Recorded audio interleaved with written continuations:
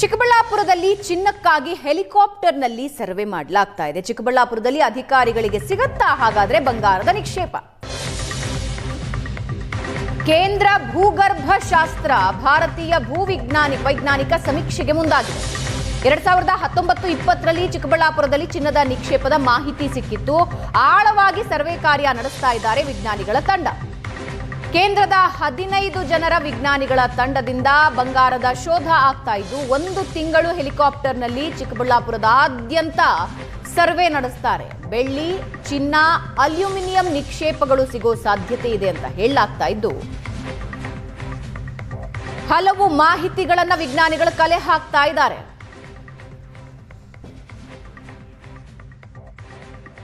ಚಿಕ್ಕಬಳ್ಳಾಪುರ ಜಿಲ್ಲೆಯಲ್ಲಿ ಈಗ ಹೆಲಿಕಾಪ್ಟರ್ ಮೂಲಕ ಒಂದು ಸರ್ವೆಯನ್ನು ಕೇಂದ್ರ ಸರ್ಕಾರ ಪ್ರಾರಂಭಿಸಿರೋದು.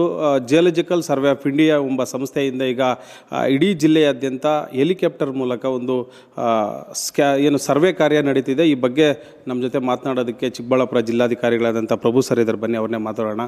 ಸರ್, ಅಂದರೆ ಒಂದು ಸರ್ವೆ ಕಾರ್ಯ ನಡೀತಿದೆ, ಒಂದಷ್ಟು ಆತಂಕನೂ ಇತ್ತು. ಇದು ಯಾವ ಸರ್ವೆ ನಡೀತಿದೆ, ಏನು ಹೇಳ್ತೀರಾ ಸರ್? ಇಲ್ಲ, ಇದರಲ್ಲಿ ಆತಂಕ ಪಡುವಂಥದ್ದು ಏನೂ ಇಲ್ಲ. ಹೇಗೆ ಜನಸಂಖ್ಯೆಗೆ ನಾವು ಪ್ರತಿ 10 ವರ್ಷಕ್ಕೊಮ್ಮೆ ಸೆನ್ಸಸ್ ಮಾಡ್ತೇವೆ, ಆ ರೀತಿ ಇಡೀ ದೇಶದ ಭೂಭಾಗದಲ್ಲಿರ್ತಕ್ಕಂಥ ಖನಿಜಗಳನ್ನು ಸರ್ವೆ ಮಾಡ್ತಕ್ಕಂಥ ಒಂದು ನಿರಂತರವಾದ ಪ್ರಕ್ರಿಯೆಯ ಭಾಗ ಇದು. 19-20ರಲ್ಲಿ ಇಡೀ ದಕ್ಷಿಣ ಭಾರತವನ್ನು ಸರ್ವೆ ಮಾಡಿದ್ದಾರೆ. ಅತಿ ಎತ್ತರದ ವೈಮಾನಿಕ ಸರ್ವೆ ಮೂಲಕ, ಪರಿವೀಕ್ಷಣೆ ಮೂಲಕ ಸರ್ವೆ ಮಾಡಿದ್ದಾರೆ.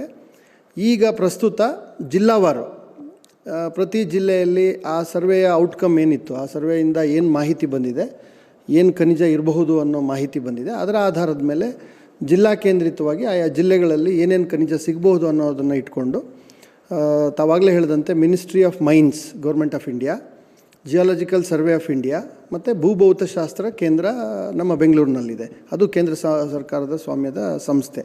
ಈ ಎಲ್ಲ ಸಂಸ್ಥೆಗಳ ಸಂಯುಕ್ತಾಶ್ರಯದಲ್ಲಿ ಈಗ ಅನಂತಪುರ ಜಿಲ್ಲೆಯಲ್ಲಿ ಮುಗಿಸಿ ಈಗ ನಮ್ಮ ಜಿಲ್ಲೆಗೆ ಬಂದಿದ್ದಾರೆ. ಅಧಿಕೃತವಾಗಿ ನಮಗೆ ಅನುಮತಿಗಳನ್ನು ಕೇಳಿದ್ದಾರೆ.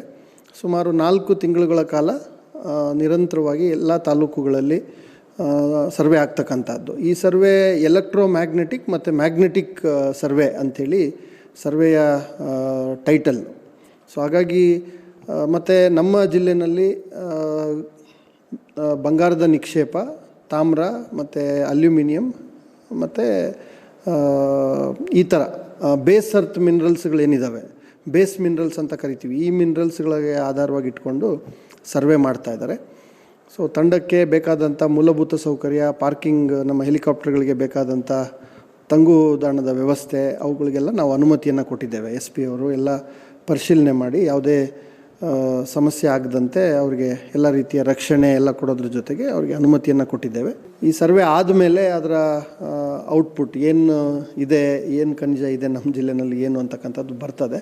ಬಹುಶಃ ಅದಾದಮೇಲೆ ರಾಜ್ಯ ಸರ್ಕಾರದ ಭೂ ಮತ್ತು ಗಣಿ ಮತ್ತು ಭೂವಿಜ್ಞಾನ ಇಲಾಖೆ, ಕೇಂದ್ರ ಸರ್ಕಾರದ ಸಂಬಂಧಿತ ಮಂತ್ರಾಲಯಗಳು ಹಾಗೂ ಇಲಾಖೆಗಳು ಎಲ್ಲ ಸೇರಿ ಅದನ್ನು ಪರಾಮರ್ಶಿಸಿ ಏನು ಅಗತ್ಯ ಕ್ರಮಗಳನ್ನು ತೆಗೆದುಕೊಳ್ತಾರೆ ಅಂತ ಅನಿಸುತ್ತೆ. ಇದಿಷ್ಟು ಚಿಕ್ಕಬಳ್ಳಾಪುರ ಜಿಲ್ಲಾಧಿಕಾರಿಗಳ ಮಾತು. ಚಿಕ್ಕಬಳ್ಳಾಪುರದಿಂದ ಕ್ಯಾಮ್ರಾಮನ್ ಅಮರೇಶ್ ಜೊತೆ ರವಿಕುಮಾರ್, ಏಷ್ಯಾನೆಟ್ ಸುವರ್ಣ ನ್ಯೂಸ್.